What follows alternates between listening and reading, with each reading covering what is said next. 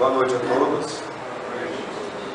Esse tema nós o retiramos de uma das apostilas do estudo sistematizado do doutrina espírita, material esse elaborado pela Federação Espírita Brasileira, que fala-nos dos sacrifícios, das promessas, das mortificações,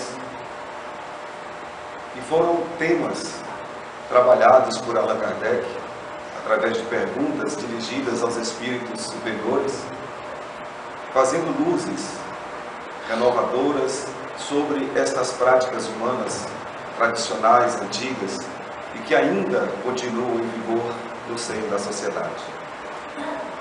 Etimologicamente, a palavra sacrifício significa fazer algo sagrado. E todo ser humano, desde o ser primitivo, já traz dentro de si um instinto natural de adoração a um ser superior, que a princípio ainda é obscuro e compreensível pela própria natureza da inteligência pouco desenvolvida nesta fase da evolução do espírito imortal. Mas todos trazemos na forma de lei de adoração essa ideia de que existe algo muito nobre, muito grandioso, um ser supremo que supera a tudo e a todos, que seria o próprio Deus. E assim, através dos tempos, o pensamento religioso vai se modificando à medida em que o entendimento sobre o que existe na natureza e o entendimento sobre a própria vida cresce com a experiência que somente o tempo e a observação nos promove. E o Espiritismo, sobre este assunto, observa que é natural, é primitivo fazer algum tipo de sacrifício como coisa sagrada para agradar a Deus. Jesus já nos ensinava, através da prece dominical, assim chamada, a glorificarmos a Deus. Lembrando, mais uma vez, que a lei de adoração é uma das leis divinas. Então, todos nós, filhos de Deus, já trazemos na nossa essência essa busca instintiva, natural, portanto, de reconhecimento do ser superior, que é o nosso Pai maior. Dentro dessa possibilidade de glorificação e o pouco entendimento ainda sobre a essência divina, considerou-se que, por exemplo, matar animais e oferecê-lo a Deus seria uma forma de agradá-lo. Em alguns casos, se considerou que matar seres humanos e oferecer a Deus seria um sacrifício ainda maior e muito agradável a Deus. E em todas as religiões, em todas as épocas, essa prática do sacrifício, de fazer algo sagrado para agradar a Deus, é constante e é comum. Mesmo nos dias atuais, se vê isso de forma muito ampla. São as formas exteriores de se manifestar essa adoração a Deus. Mas como o papel da doutrina espírita é nos trazer luzes renovadoras sobre todos os assuntos, e especialmente sobre este, a nossa relação com Deus, Allan Kardec, ao perguntar aos espíritos a respeito destas oferendas, que também são objetos, coisas que estão contendo como preciosidades em a natureza, sobre todas as formas exteriores de sacrifícios, de oferendas, portanto, para os espíritos superiores, apesar de respeitarem, compreenderem a razão disso acontecer, mas confirmam que não traz nenhum resultado prático. Não é oferecendo coisas exteriores que se vai agradar a Deus. Lá na Índia, tem uma história que é muito popular, muito antiga, que fala de um diamante que foi encontrado, um diamante muito grande, peça que seria a mais cara entre todas as joias existentes. E então se resolveu fazer um grande movimento de manifestação, de sacrifício, de adoração a Deus, de glorificação do Senhor das vidas. Resolveu-se fazer um grande evento público e ali a oferenda principal seria aquele diamante, ou seja, haveria uma renúncia daquela riqueza imensa que poderia beneficiar muitos, e o diamante seria a oferta maior, talvez a maior oferta de todas entre as oferendas sagradas, entre aspas, oferecidas a Deus.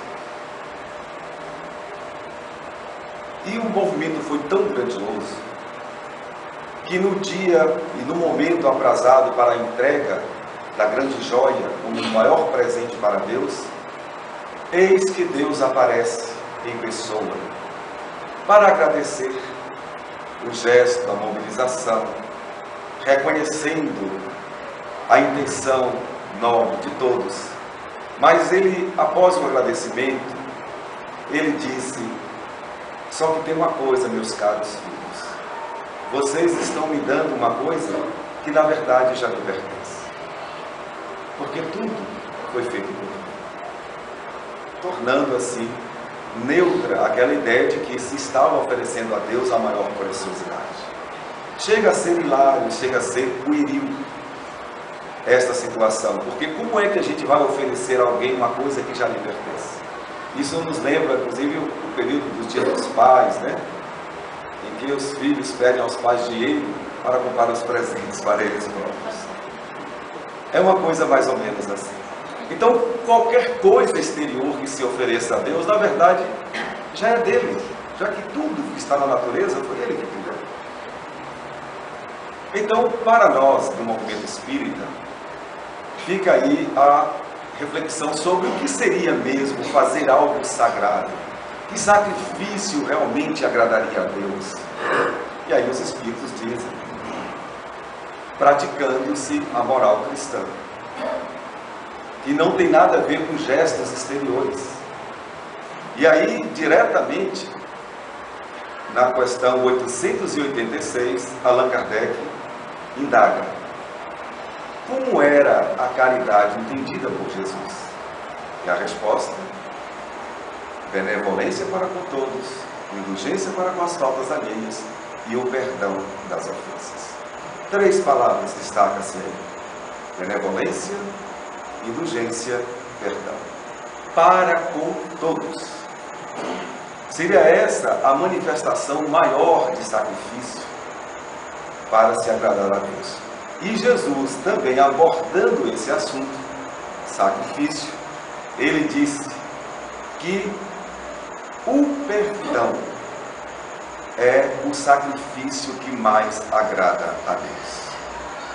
E Allan Kardec transporta esse material para o Evangelho segundo o Espiritismo, mostrando-nos a condição de Deus como Pai de todos nós, a nossa condição de irmãos, filhos do mesmo Pai, componentes da mesma família, e faz a seguinte alusão: um pai que tenha vários filhos, ou uma mãe, podemos fazer também a referência análoga, não vai ficar feliz em ver um irmão brigando com o outro. Mas se um irmão discorda do outro, ofende o outro, e aquele que foi ofendido perdoa, isso vai fazer o pai feliz. Assim Jesus coloca-se em relação a todos nós e a Deus em termos de sacrifício. Se quisermos realmente agradar a Deus, não é oferecendo coisas materiais, como os rituais religiosos todos os dias fazem nas mais diferentes cultuações de várias religiões. E é assim, observando se o nosso coração está nos mostrando se temos mágoas, ressentimentos em relação a quem quer que seja. especialmente em relação às pessoas que estão próximas a nós. Pai, mãe, irmãos, esposa, marido,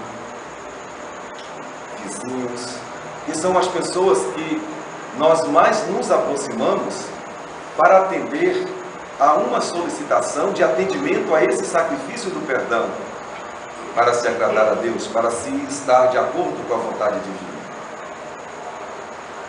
Isso quer dizer, trocando em miúdos, que dentro do processo reencarnatório atual, a maioria de nós se reencontra nos agrupamentos sociais, familiares, correlatos, para nos reconciliarmos. E, ainda aprofundando sobre este assunto, Jesus deixou bem claro que antes de fazermos qualquer oferta a Deus, antes de fazermos a oferenda, vamos observar se o nosso irmão, quem é o nosso irmão? Todo mundo, qualquer pessoa, tem alguma coisa contra nós. Se tem, deixemos a oferta ali, não entreguemos. Voltemos, reconciliemos com o nosso irmão enquanto estamos com ele no caminho e só depois vamos fazer a oferta a Deus. Dentro do prelúdio reencarnatório, quando se está preparando uma nova existência física neste orbe terreno, o que mais se verifica é isso. Quais são as pendências que nós temos uns com os outros? Quais foram as mágoas e os ressentimentos que ainda não se resolveram, que ainda não se diluíram através do perfume do perdão? Isso é o que primeiro se verifica. E aí, quando se programa um novo processo de entrada no corpo físico, nós vamos traçar metas para estarmos próximos, no mesmo caminho, no mesmo momento, com aqueles com quem tivemos pendências de ressentimentos, rancores e etc. Esta é a base da formação de um novo agrupamento familiar, de um novo agrupamento social. Por isso que nós devemos estar atentos, e aí já nós que refletimos à luz da doutrina espírita, para termos ainda muito mais atenção, muito mais cuidado nestas convivências que nos parecem difíceis e complicadas, que exigem de nós o sacrifício da paciência, da tolerância e finalmente do perdão. E outra, nós não poderemos seguir adiante nos rumos da perfeição que a marcha do progresso indica-nos, enquanto tivermos pendências. Foi o que Jesus disse claramente. Ninguém sairá daí enquanto não quitar até o último centavo. Enquanto houver pendências de relacionamento, não poderemos galgar escadas elevadas ou degraus mais adiantados nos caminhos da evolução espiritual. Então, é importante que quando falarmos em caridade, observemos cuidadosamente o nosso relacionamento com as pessoas que estão próximas. Certamente, com essas pessoas temos pendências graves, e foi para isso que nós programamos estarmos juntos. Então, devemos ter todo o cuidado para aproveitar esta experiência e desenvolvermos uma capacitação que é aquela que vai realmente nos dar a paz de espírito que todos buscamos em qualquer lugar, mas nunca encontraremos se não for através da humildade. Nós não conseguimos perdoar e fazermos esse sacrifício para agradar a Deus com tanta facilidade assim, justamente porque somos extremamente orgulhosos. Mas Jesus ele foi tão adiante em relação a isso, sobre essa extensão de perdão, que quando ele coloca benevolência para com todos, ele diz: faça o bem sem olhar a quem mesmo. Não selecione, como a gente costuma fazer, até quem costuma optar em fazer o bem, fica medindo os prós e os contras. Será que vale a pena eu ajudar aqui? Se eu vou ajudar, vou até quando? faz uma série de equações. Isso é descriminalização. Não é benevolência para com todos. Benevolência para com todos é todos mesmo. É enxergar que todos somos realmente irmãos. O dia que tivermos essa visão, aí nós estaremos num patamar mais elevado de compreensão do que seja esse sacrifício mais agradável a Deus, o perdão. A indulgência, então, é algo mais extraordinário. É a profilaxia, é o trabalho preventivo que nos impedirá de desenvolvermos ressentimentos. Porque a indulgência é estarmos prevenidos em relação a todas as pessoas. Nós costumamos orientar jovens, pessoas familiares que nos pedem algum tipo de aconselhamento sobre o enfrentamento da vida, e nós costumamos dizer o seguinte: aplique o princípio da indulgência de forma prática. Como assim? Porque a palavra indulgência nem sempre nos parece algo compreensível. Simplesmente, não espere nada de ninguém. Não faça expectativas. Não fique na posição infantil de alguém egocêntrico que quer que o mundo inteiro beije os seus pés. Faça o que você puder fazer por si próprio e por todos. E esqueça os outros. Não importa se a pessoa é boa, se ela é má, se ela é pedófila, se ela é assassina, se é uma pessoa grandiosa, não importa.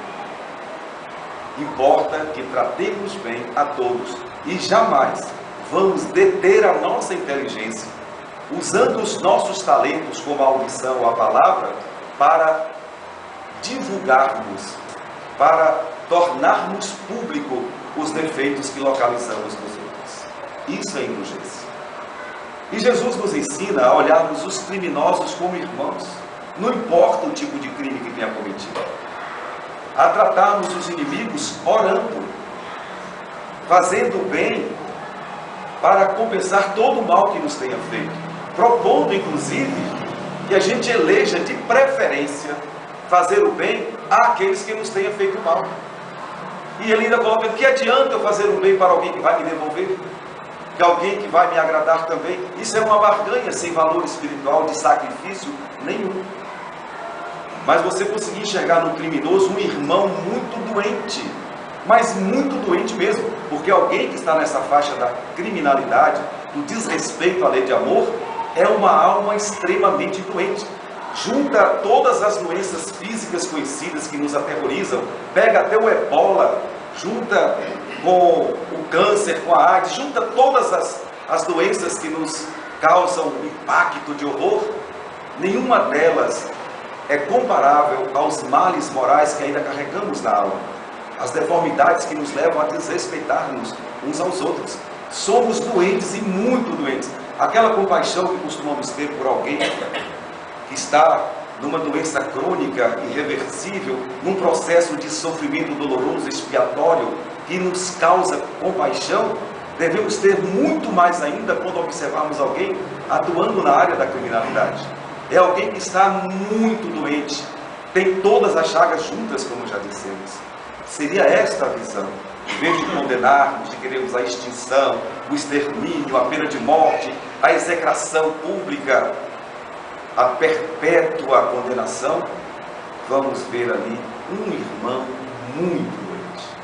E vamos verificar o que é que a gente pode fazer para ajudar. O que é que a gente pode fazer para que aquele irmão doente receba um mínimo de atendimento para tratar-se desse grande mal. Seria essa a forma de sacrificarmos em relação aos demais. Todo mundo que estuda o Espiritismo sabe que nós estamos num caminho de evolução.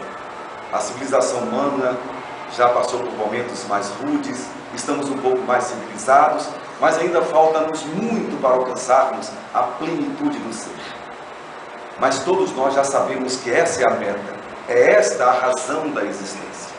E precisamos ir resolver todas as pendências e adquirir todas as virtudes para que não sintamos a opressão no peito, que é sempre uma manifestação de que estamos doentes. Uma coisa que a gente pode observar, especialmente quando a gente se habitua a fazer preces, quando a gente está orando, especialmente a sós, no silêncio da nossa meditação, da nossa genuflexão íntima, nós poderemos perceber que muitas vezes, num estado de êxtase pessoal, que a região torácica, frontal, está opressa. Chegamos a sentir o peso de uma chaga na região cardíaca.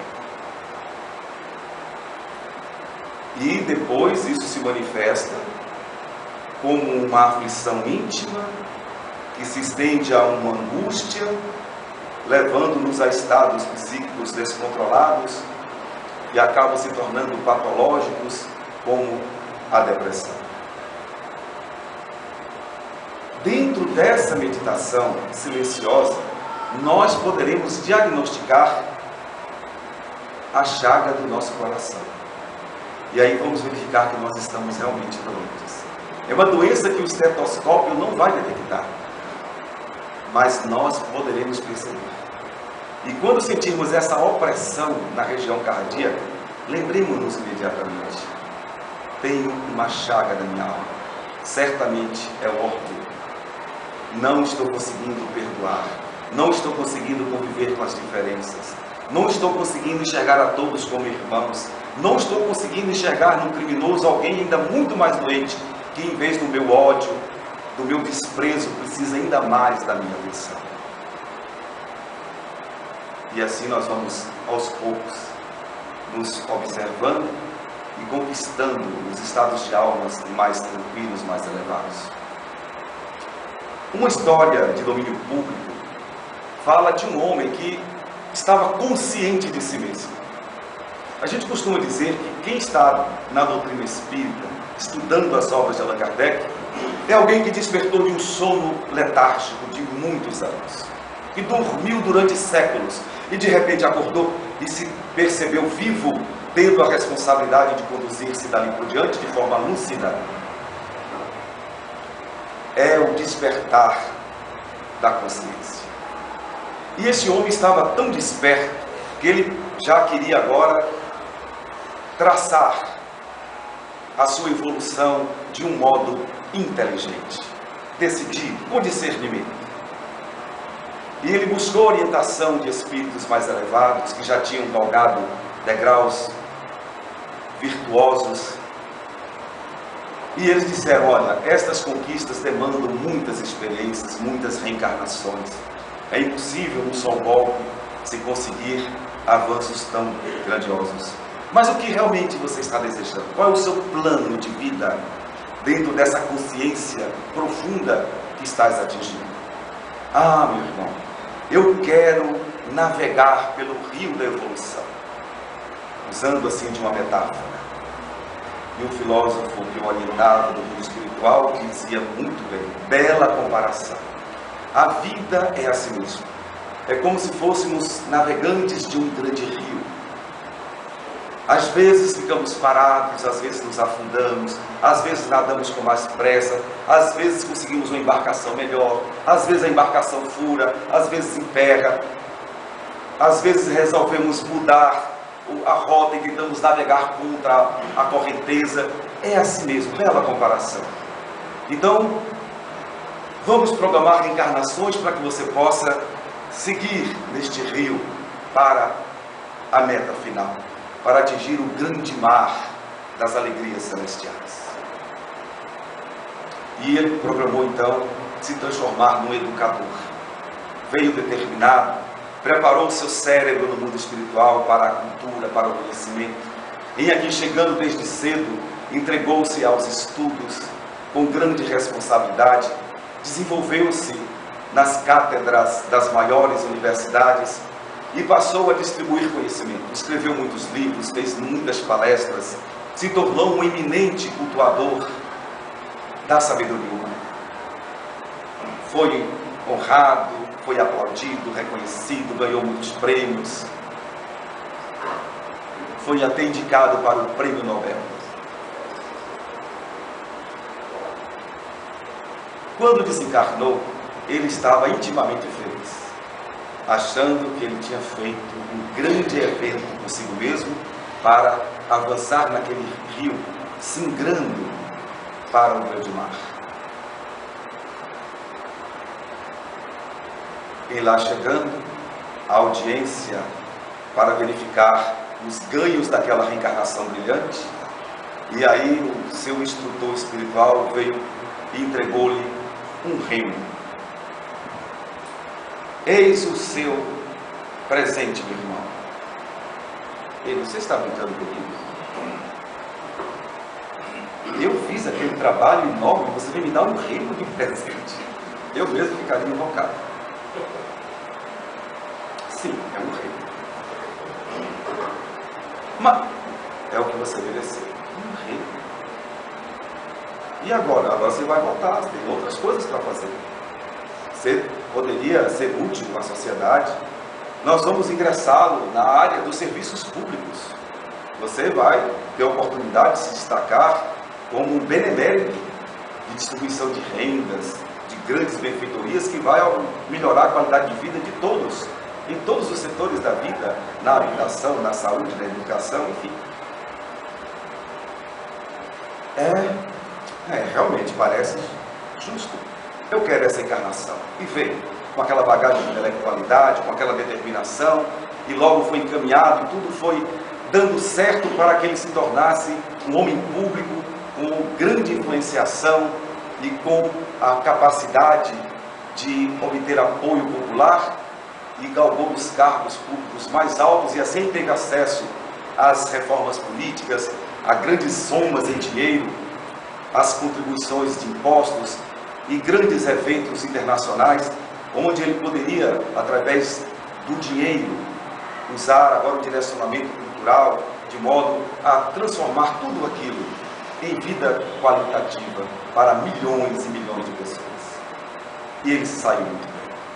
Se saiu muito bem. É uma daquelas raríssimas e honrosas exceções nessa área. Ele ficou feliz. Agora sim. Agora sim. Vou chegar no grande mar.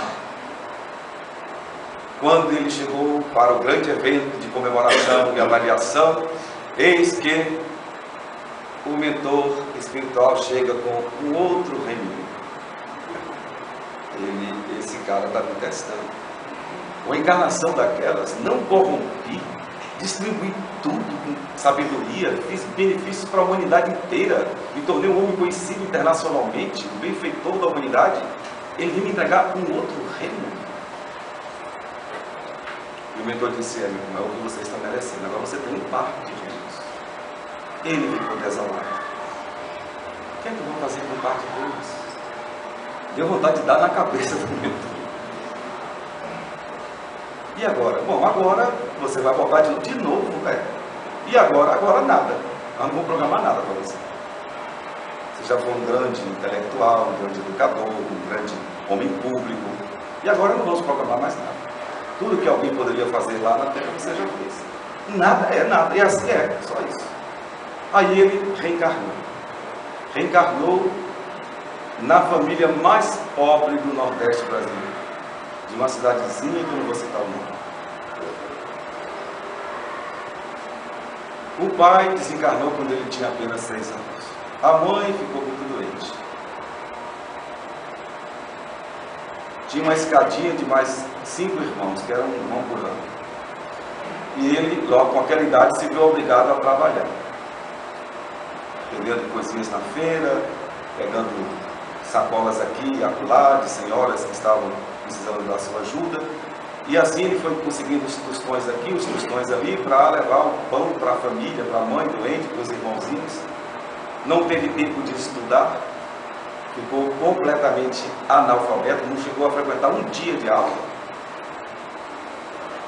Continuou trabalhando em serviços duros, braçais, também não escolhia serviço. Tornou-se um homem feito, aos 20 e poucos anos se casou com uma pessoa que ainda era mais pobre do que ele, sem cultura alguma. Conseguiu um emprego numa fábrica como operário, ganhando metade do salário mínimo. Mas ele era um homem assim. Se alguém algum colega de trabalho, qualquer pessoa, o procurasse para fofocar, aquela coisa de você não ser indulgente com a falta alheia, ele, meu irmão, com toda a educação, eu não gostaria que você falasse de fulano, porque um dia eu percebi que essa pessoa fez uma coisa boa, e ele sempre achava algo bom que a pessoa em questão tinha feito. Até mesmo criminosos, ele dizia, não, mas eu conheço fulano, um dia ele ajudou uma pessoa, e sempre procurava falar das coisas positivas que ele ouvia daquelas pessoas que sofriam o processo do linchamento moral público da maledicência. Ele jamais conseguira comprar uma sandália de marca, mas ele, quando via uma pedra no meio de uma estrada, de uma rua, ele imaginava, alguém que tenha um carro pode passar aqui desavisadamente ou à noite, eu vou tirar essa pedra. E as pessoas o viam e riam dele, parando várias vezes no trajeto da casa para o trabalho, retirando pedras das ruas, e diziam, mas você nem carro tem. Pensar, mas outras pessoas que têm carro poderão sofrer acidentes. Coisas simples. Se ele via um papel no chão, uma casca de banana, podia estar com a pressa que fosse, ele tinha um cuidado e levava sempre consigo uma pequena sacola no seu bolso e catava e procurava jogar em algum lugar que não estivesse poluindo, criando uma situação constrangedora. Com seus filhos, e ele teve alguns, ele todos os dias se reunia e falava para os filhos do que era ser um homem de bem, que não era propriamente uma pessoa muito culta ou que tivesse muito poder, mas que pudesse respeitar o ser humano. E pedia aos filhos que respeitassem os idosos, as crianças, a natureza, que respeitasse a Deus. Jamais permitiu que os filhos tomassem qualquer refeição, fossem dormir ou acordassem, sem fazer uma prece de agradecimento a Deus. E assim ele levou aquela vida extremamente insignificante. Ninguém falava dele, quando morreu também ninguém comentou. Era um qualquer. E ele também, quando morreu, estava sem esperança nenhuma, aquela vida tão sem graça, sem cultura, sem dinheiro, sem nada. Aí, quando ele chegou do outro mundo já sem esperar grandes coisas, eis que lá estava no rio um barco. Um barco, aí já começou a se animar. Um barco. Um barco. Você conseguiu primeiramente um remo, agora você conseguiu um outro remo, e definitivamente nós estamos lhe entregando o veículo que vai te conduzir ao mar das alegrias infinitas. Esse barco é o barco da caridade, porque você conseguiu aplicar a benevolência, a indulgência, o perdão de forma integral. Então, pega o teu remo e siga com o teu barco e vá ao encontro de Deus. Tu mereces, tu conquistaste. Então é assim que o Espiritismo entende. Se quisermos sacrificar alguma coisa, vamos sacrificar o nosso tempo em favor de alguém. Vamos sacrificar o nosso momento de lazer, se for o caso. Às vezes até um momento familiar importante, desde quando seja para atender a um número maior de pessoas.